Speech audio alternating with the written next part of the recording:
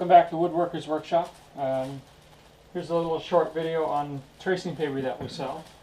It's black ink and its size is 24 by 48 inches. So 4 sheets covers a piece of plywood. This is the ink side.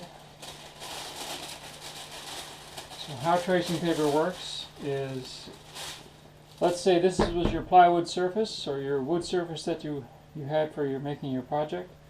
You'd lay your tracing paper on top of your wood, and then you get your plan.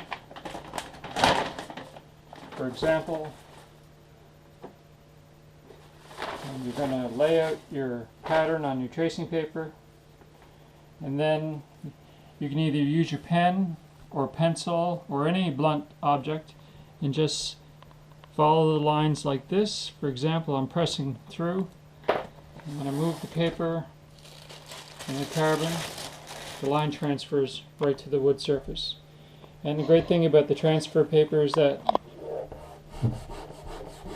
it's not permanent. It comes off. On your wood surface it'll sand off. So that's the great thing about this. Or you can just leave it on and paint over it. Okay. And one of the great features about the tracing paper is we do sell them by the single sheet, and you can also buy them by the 4-sheet pack. But even for big projects, a single sheet is plenty because this is reusable over and over and over again.